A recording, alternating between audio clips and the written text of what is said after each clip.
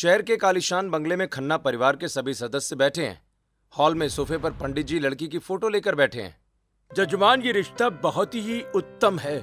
लड़की संस्कारी है और परिवार भी आपकी बराबरी का अमीर है। मम्मा, ये क्या है? सूट वाली लड़की? ये मेरे मैच की बिल्कुल नहीं है। मेरा और इसका कोई लेवल ही नहीं है। बात तो सही है, हमारे हाई फाई सर्कल में ये कैसे फिट होगी? सीरियसली भाई, और इसके साथ मेरी फ्रेंड्स तो इसे देखकर हंसेंगी।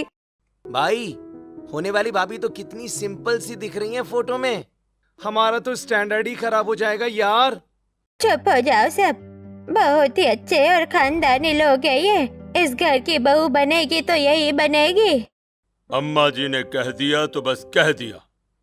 आखिर खानदान की बात है, हमें अम्मा जी का फैसला मानना चाहिए। राघव, दादी माँ ने आज तक कभी कोई गलत फैसला नहीं किया है बेटा। तुम्हारी माँ और ताई जी भी माँ की पसंद से ही इस घर में आई हैं। जब खानदान बराबरी का है तो हमें कोई दिक्कत नहीं है। अम्मा जी का फैसला पत्थर की लकीर है। रिश्ता पक्का समझो पंडित जी। सबकी असहमति के बावजूद दादी की जिद पर रिश्ता पक्का हो जाता है। वहीं दूसरी तरफ रागिनी के घर में डर और उम्मीद का माहौल है। हे भगवान, बस इस बार रिश्ता कैंसिल ना हो जाए। शहर के लोग हमें गांव वाला समझकर छोड़ देते हैं, पर इस बार बिटिया का घर बस जाना चाहिए। 2 बार पहले ही मना हो चुका है। इस बार तो पंडित जी ने कहा था कि लोग अच्छे हैं। भगवान लाज रख लेना। पापा, अभी तक फोन नहीं आया। कहीं वो लोग भी गांव का नाम सुनकर पीछे तो नहीं हट गए? शहर वाले इतनी जल्दी गांव के लोगों से रिश्ता नहीं जोड़ना चाहते। बस दुआ करो कि बात बन जाए। तभी अचानक मुकेश जी का फोन बजता है। जी पंडित जी, अच्छा, रिश्ता मंजूर है। अरे जी, बहुत बहुत शुक्रिया। हम सगाई और शादी की तारीख पक्की करवाते हैं। चलो, फाइनली रिश्ता हुआ तो सही। भगवान तेरा लाख लाख शुक्र है। रागिनी बेटा, अब तुझे शहर के तौर तरीके सीखने पड़ेंगे। देखना पड़ेगा कि वो लोग कैसे बैठते हैं, क्या खाते हैं। हम भले गांव के हैं, पर उन्हें हमारे बर्ताव से गांव का पता नहीं चलना चाहिए। हाँ रागिनी, तुझे खुद को पूरी तरह बदलना होगा ताकि वो लोग हमें नीचा ना समझे। हाँ पिताजी, आप फिक्र मत कीजिए। मैं पूरी कोशिश करूंगी और आप लोगों का सिर कभी झुकने नहीं दूंगी। घर में खुशियां मनाई जाने लगती हैं। 1 महीने के बाद रागिनी और राघव की शादी पक्की होती है। घर में शादी का भव्य मंडप सजा हुआ होता है। चारों तरफ शहनाइयों की गूंज है। राघव मंडप के एक कोने में अपने दोस्तों के साथ खड़ा है। क्यों भाई राघव, हम तो सोचते थे कि तू कोई हाई फाई लव मैरिज करेगा यार। तू तो इस अरेंज मैरिज के चक्कर में फंस गया भाई। अबे हाँ यार, और हमने सुना है कि होने वाली भाभी जी बहुत ही सीधी सादी और घरेलू टाइप हैं। अबे तू कैसे निभाएगा? अरे यार, ये सब दादी की जिद का नतीजा है। अगर वो इतना प्रेशर नहीं डालती तो मैं कभी शादी नहीं करता। भाई, यही तो असली कलेश है। मेरे घर में भी यही हाल है। जो दादी बोलती है वही करना पड़ता है। इंडिया में मम्मी पापा भी दादा दादी की छत्रछाया के बिना नहीं चल पाते। पता नहीं यार, हमारी फैमिलीज में बच्चों की पसंद को कब समझा जाएगा। बस अपनी मर्जी थोप देते हैं। मुझे तो शादी में जरा भी इंटरेस्ट नहीं है। शादी की रस्में शुरू होती हैं। राघव बेमन से फेरे लेता है और रागिनी की मांग भरता है।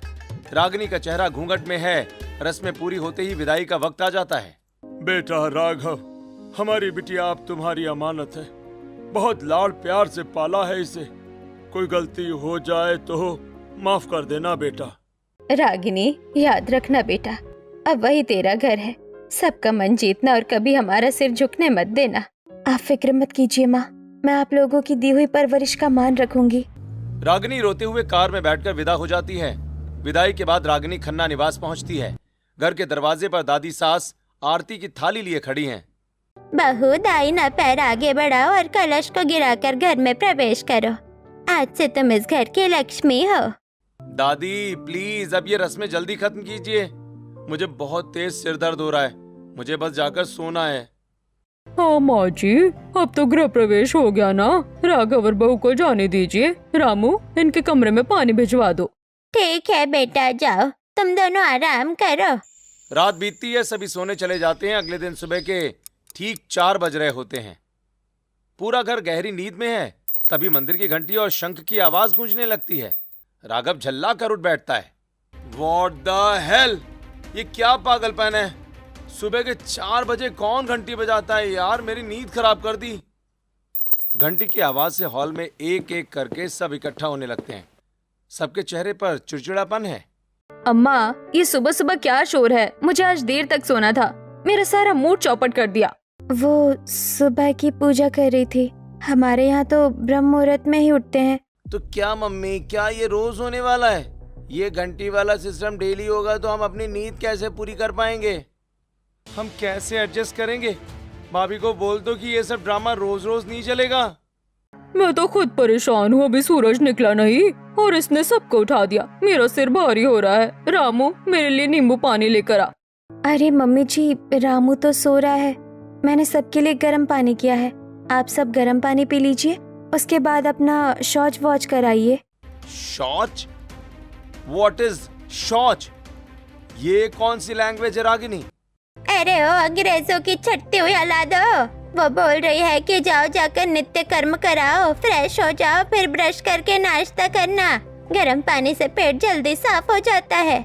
Oh my God, I can't tolerate this more. Ragini, जाओ तुम जाकर मेरे लिए एक नींबू पानी लेकर आओ। मुझे कल का हैंगओवर हुआ है। हैंगओवर? इसका क्या मतलब? मेरा सिर फटा जा रहा है, कल का नशा अभी तक नहीं उतरा। जाओ जल्दी नींबू पानी लाओ। हे भगवान, क्या मम्मी जी भी नशा करती हैं? मैं कैसे घर में आ गई हूँ? रागिनी किचन में नींबू पानी बनाने चली जाती है। जब वो बाहर आती है तो देखती है कि हॉल खाली है। सब अपने अपने कमरों में नहाने धोने और ब्रश करने चले गए। रागिनी चुपचाप रसोई में बाकी काम निपटाने चली जाती है।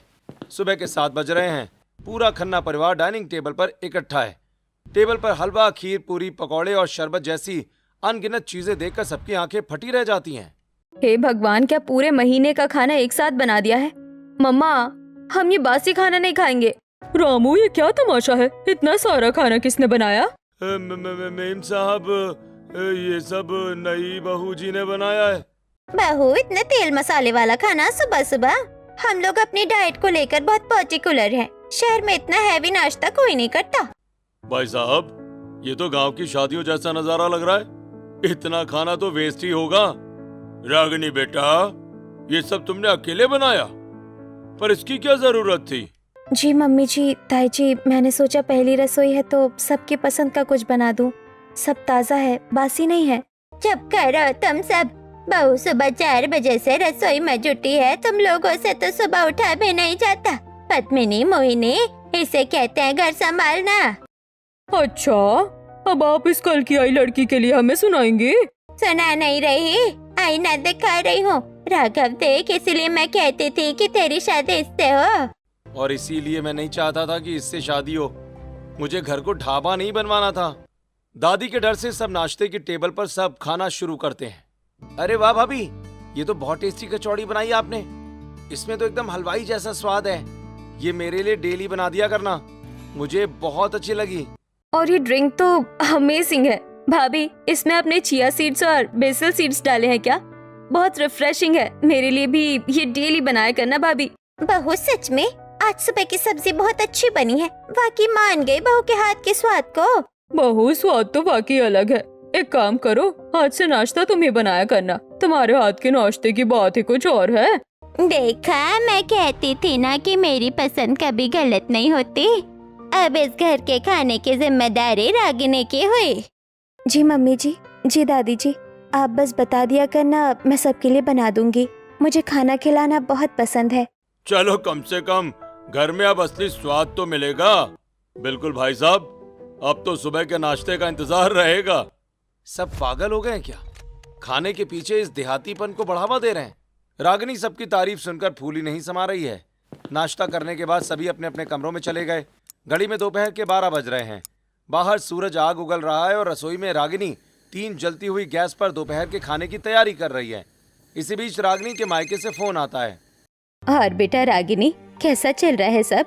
पहले रसोई कैसी रही? माँ, सब बहुत अच्छे हैं। सबको मेरे हाथ का नाश्ता इतना पसंद आया कि अब सबने अपनी अपनी पसंद का खाना बनाने को कहा है। मैं सबके लिए उनकी फेवरेट चीजें बना रही हूँ। अरे वाह रागिनी, शुरू में ही सबका दिल जीत लिया। बहुत बढ़िया, बस अपनी सेहत का भी ध्यान रखना। हाँ भाभी, मुझे खुशी हो रही है कि सब मेरे हाथ का खाना इतने चाव से खा रहे हैं। रागिनी बात करके फोन काटती है, तभी घर का एक एक सदस्य किचन के चक्कर लगाने लगता है। भाभी मेरे लिए गर्मा गर्म आलू के पराठे बना देना, मक्खन मार के। और भाभी मुझे पनीर के पराठे खाने हैं, आलू वाले मेरे लिए मत बनाना। ओह गॉड, इतनी गर्मी में पराठे। भाभी मेरे लिए तो बस शाही पनीर और नान बनाना, पराठे बहुत ऑयली हो जाते हैं। बहू मेरा पेट थोड़ा खराब है तो मेरे लिए थोड़ी खिचड़ी बना देना, और हाँ ताई जी के लिए दलिया। रागिनी दाल मखनी में तड़का थोड़ा तेज रखना, राघव को वही पसंद है। रागिनी जी मम्मी जी जी भैया कहते कहते थक नहीं रही है। किचन का एसी गैस की गर्मी के आगे फेल हो चुका है। रागिनी की साड़ी पसीने से भीग चुकी है, चेहरा लाल पड़ गया है। गर्मी तो बहुत है पर कोई बात नहीं, आज सब अपनी पसंद का खाना खाएंगे तो बहुत खुश होंगे। दोपहर 2 बजे पूरा परिवार डाइनिंग एरिया के चिल्ड एसी में बैठकर खाना स्वाद लेकर खा रहा है, लेकिन रागिनी से किसी ने पानी का ग्लास तक नहीं पूछा। दोपहर का काम खत्म करते करते शाम के 4 बज गए। रागिनी ने अभी ठीक से कमर सीधी भी नहीं की थी कि शाम की चाय और रात के खाने की तैयारी का वक्त हो गया। रागिनी शाम की चाय का वक्त हो गया है, साथ में थोड़े गर्मा गर्म पकौड़े भी तल लेना। जी मम्मी जी, बस अभी लाई।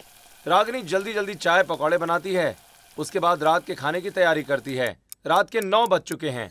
किचन में गर्मी ने रागिनी का दम निकाल दिया है। उसके पैरों में सूजन आ गई है और सिर चकरा रहा है। वाह भाई वाह, ऐसी मलाई कोफ्ता तो मैंने बड़े बड़े होटलों में नहीं खाई। बहू कमाल कर दिया तुमने। सच में इस घर में तो अब रौनक आ गई है। रागिनी बेटा, तुमने तो सबका दिल जीत लिया। भाभी ये पुलाव तो एकदम यमी है, कल ऑफिस के लिए भी यही पैक कर देना। और हमारे लिए वो कचौड़ियाँ भी भाभी, मजा आ गया। और हमारे लिए वो कचौड़ियाँ, अरे भाभी मजा आ गया। सब लोग डाइनिंग टेबल पर हंसी मजाक कर रहे हैं। खाना खत्म होने के बाद रागिनी बर्तन समेटती है और रात के 11:30 बजे जैसे तैसे घिसटते हुए अपने कमरे की तरफ बढ़ जाती है। उफ, आज तो जान ही निकल गई, पर चलो अच्छा है कि सबको मेरा काम और खाना पसंद आ रहा है। बस अब तो मैं सोऊंगी। रात के 11:30 बज रहे हैं। रागिनी जैसे ही राघव के पास बेड पर बैठने लगती है, राघव झटके से पीछे हट जाता है। छी, दूर हटो यहाँ से। रागिनी, तुम्हारे अंदर से कितनी गंदी बदबू आ रही है। ऐसा लग रहा है जैसे किसी मसालों की फैक्ट्री में घूम कर आई हो। पसीने और किचन की स्मेल से मेरा दम घुट रहा है। जाओ पहले शावर लेके आओ। अरे नहीं जी, अभी रात के 12 बज रहे हैं। पूरा दिन रसोई में खड़ी रही हूँ, अब हिम्मत नहीं है। अगर मैं अभी नहाऊंगी तो बीमार पड़ जाऊंगी। अगर तुम नहीं नहाओगे तो तुम्हें यहाँ सोने की जरूरत नहीं है। राघव के चिल्लाने की आवाज सुनकर परिवार के लोग हॉल में इकट्ठा हो जाते हैं। क्या हुआ राघव, क्यों चिल्ला रहे हो? अभी एक दिन तो शादी को हुआ नहीं और तुम लोगों की लड़ाई शुरू हो गई। अरे माँ देखो ना, इसमें से कितनी बदबू मार रही है, मसालों की और पसीने की। मैं इसे अपने पास नहीं सुलाने वाला। या तो इसे बोलो कि ये अभी नहा कर आए, वरना मैं जा रहा हूँ विवेक के रूम में सोने। अरे नहीं भाई, मेरे रूम में जगह नहीं है। मुझे पूरा फैल कर सोने की आदत है। मैं अपने बेड पर किसी को नहीं बुलाऊंगा। पर माँ जी, मैं पूरा दिन किचन में। तो क्या हुआ, अगर मेरा बेटा बोल रहा है तो जाकर नहा लो ना रागिनी। वैसे भी तुम्हें सोचना चाहिए, पूरा दिन किचन में लगे रहना। घर में नौकर है, उनसे काम करवा सकती थी। फालतू में मेरा दिमाग खराब कर दिया। मैं अपनी वेब सीरीज देख रही थी, सारा मूड चौपट हो गया। सब लोग रागिनी को झाड़कर अपने अपने कमरों में चले जाते हैं। हे भगवान, पता नहीं इस घर का क्या होगा। सब बहू के हाथ का स्वाद तो लेना चाहते हैं, पर उसकी मेहनत और थकान किसी को दिखाई नहीं दे रही। रागिनी नहाकर आती और सो जाती है। अगले दिन फिर से वो सुबह 4 बजे उठ गई है। रसोई में वो अकेले काम कर रही है। किचन में चिमनी और पंखा तो चल रहे हैं, लेकिन गर्मी और उमस के आगे सब फेल हैं। रागिनी को घबराहट हो रही है। दूसरी तरफ घर के बाकी सदस्य अपनी मॉडर्न लाइफस्टाइल में मसरूफ हैं। आ रही हूँ रागिनी, बस मेरा फेस पैक सूख जाए, फिर आती हूँ नाश्ते के लिए। राम राम राम राम बहू, आज भूख के लिए खीर थोड़ी ज्यादा बनाना। रागिनी, मेरे लिए वो डिटॉक्स जूस तैयार है ना? योगा की ठीक बात चाहिए मुझे। ओए मार इसे मार। भाभी, हमारे सैंडविच तैयार हुए क्या? गेम खत्म होने वाला है, जल्दी भेजो। ओह गॉड भाभी, मेरा प्रोटीन पाउडर कहाँ रखा है? मेरा शेकर और सिपर रेडी है कि नहीं? मुझे देर हो रही है। रागिनी, मेरा सिपर कहाँ है? मैं कब से ढूंढ रहा हूँ। तुम्हें एक काम भी ढंग से याद नहीं रहता क्या? रागिनी, मेरा ताज़ा एलोवेरा जूस कहाँ रह गया? और ताई जी का बादाम वाला दूध तैयार हुआ कि नहीं? हाँ बहू, जल्दी करो, बादाम वाला दूध लाओ। मुझे योगा के बाद वही चाहिए होता है। कितनी देर लगा रही हो? अरे बहू, मुझे दवाई खानी है, मेरा नाश्ता कब मिलेगा मुझे? सुबह से भूख के मारे पेट में चूहे दौड़ रहे हैं। क्या रागिनी, एक नाश्ता भी तुम समय पर नहीं दे पा रही हो? पूरा दिन किचन में ही तो रहती हो, फिर इतनी देर क्यों? सब लोग यहाँ भूखे बैठे हैं। जी मम्मी जी, बस 2 मिनट, दूध उबल रहा है, जूस बस निकाल ही लिया है, बस अभी लाती हूँ। रागिनी भाग भाग कर कभी सिपर पकड़ाती है, कभी जूस का ग्लास। सुबह के नाश्ते के बर्तन अभी धुलना शुरू ही हुए थे कि दोपहर के खाने की लिस्ट रागिनी के सामने खड़ी हो गई। रागिनी, आज मेरी सहेलियों की किटी पार्टी घर पर ही है। सबने तुम्हारे हाथ के खानों की बहुत तारीफ सुनी है।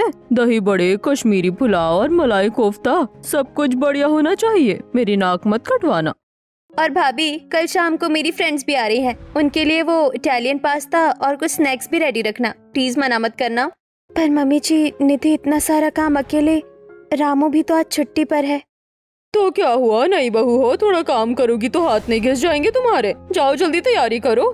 रात के 11 बज रहे हैं और रागिनी दिन भर की किटी पार्टी और दोस्तों की मेहमान नवाजी के बाद पस्त होकर कमरे में आती है। राघव जी, क्या आप मेरा सिर दबा देंगे? आज बहुत तेज चक्कर आ रहे हैं। व्हाट? सिर दबा दूं? रागिनी, तुम ड्रामा कम किया करो यार। पूरा दिन घर में ही तो रहती हो, ऐसा क्या पहाड़ तोड़ लिया? और देखो, फिर वही मसालों की स्मेल आ रही है तुमसे। दूर जाकर सो प्लीज मुझसे। राघव का ये बर्ताव देखकर रागिनी चुपचाप बिस्तर के एक कोने में सिमटकर रोने लगती है। अगले दिन दोपहर में जब रागिनी रसोई में है, दादी सास रसोई के गेट पर आती हैं। बहू, तू बैठ जा थोड़ी देर, तेरा चेहरा पीला पड़ गया है। क्या ये लोग तुझे चैन के सांस भी नहीं लेने देंगे? नहीं दादी जी, मैं ठीक हूँ। इस घर के लोग पत्थर हो गए हैं। खाने का स्वाद तो सबको चाहिए, पर इस बच्ची के पसीने की कीमत कोई नहीं समझ रहा। कई दिन लगातार 15-15 घंटे किचन में खड़े रहने से रागिनी की घबराहट बढ़ गई है।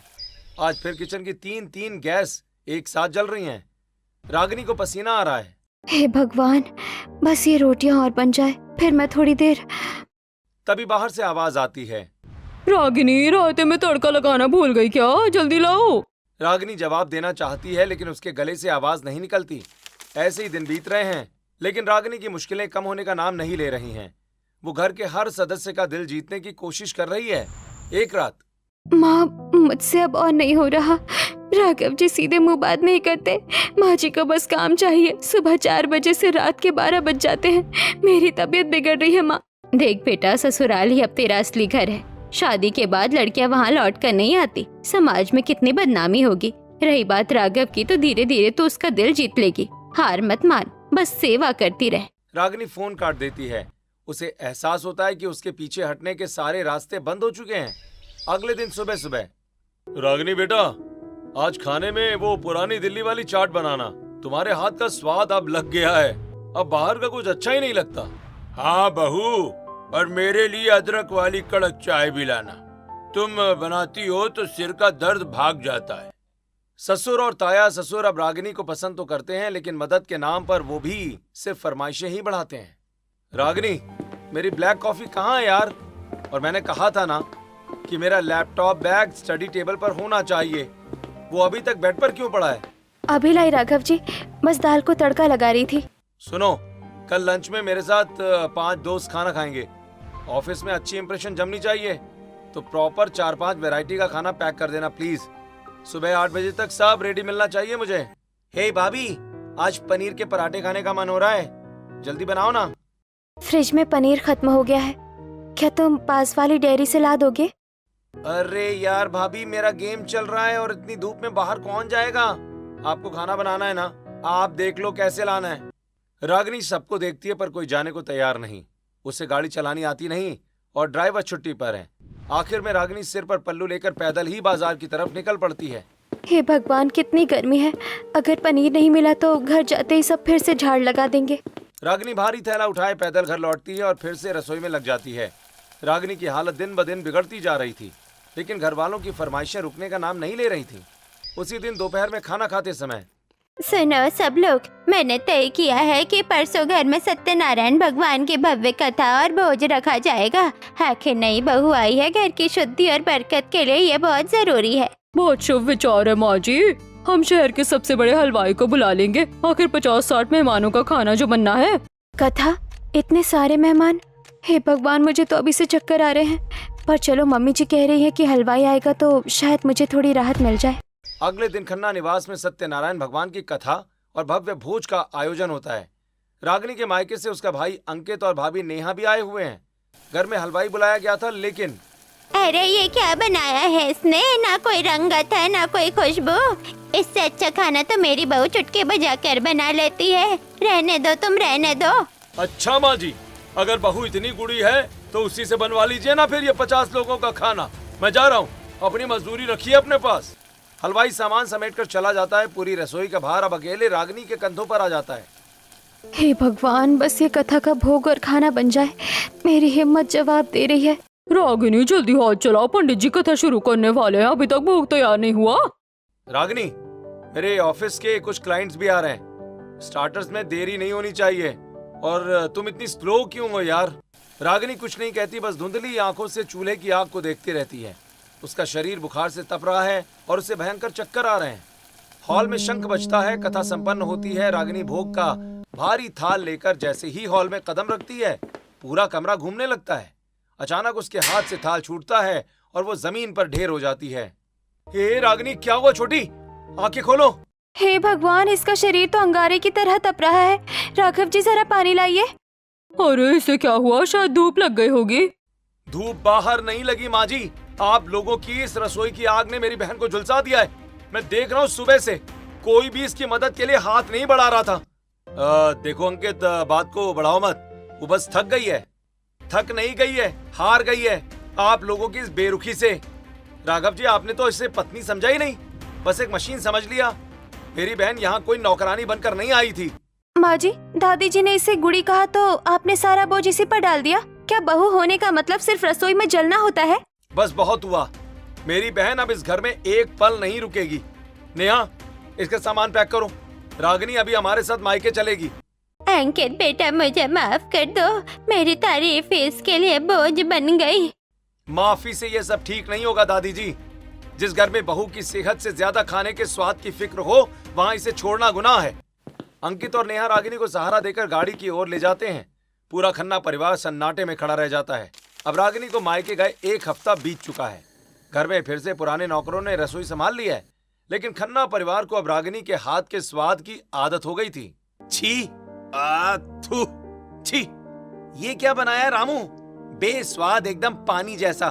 माँ, मुझे नहीं खाना ये खाना। मम्मा, रामू के हाथ की चाय पीकर तो मेरा सिर दुखने लगता है।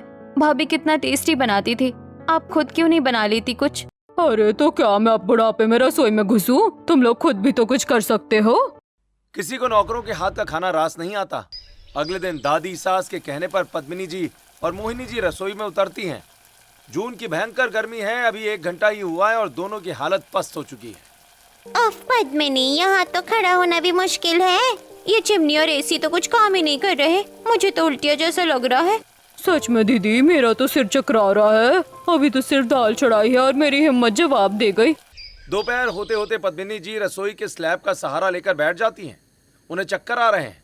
मोहिनी जी को उल्टियां शुरू हो जाती हैं। पूरा घर परेशान हो जाता है। क्या हुआ? एक दिन रसोई में खड़ी हुई और सबकी शामत आ गई। वो बच्ची हफ्तों से, महीनों से अकेले इस आग में जल रही थी। माँ जी, हमें अंदाजा नहीं था कि रसोई में इतनी गर्मी और थकान होती है। अंदाजा तो तब होता ना जब तुम उसे इंसान समझते। तुम सबने उसे खाना बनाने वाली मशीन मान लिया था। अब पता चला कि गर्मी में कैसी हालत होती है। वो अकेली जान तुम सबके नखरे और फरमाइशें झेल रही थी। माँ जी, हमसे बहुत बड़ी गलती हो गई। हमने उसका साथ देने के बजाय उस पर और बोझ डाल दिया। दादी, मुझे अब समझ में आ रहा है कि मैं कितना गलत था। वो मेरे लिए प्यार से खाना बनाती थी और मैं उसे अपमानित करता था। तो यहाँ खड़े होकर तमाशा मत देखो। जाओ जाकर अपनी गलतियों की माफी मांगो। उस बच्चे का दिल बहुत बड़ा है, शायद वो तुम्हें माफ कर दे। उसे सम्मान वापस लेकर आओ। लेकिन याद रखना, बहू घर की लक्ष्मी होती है, कोई रसोई की नौकरानी नहीं। मैं अभी जा रहा हूँ माँ।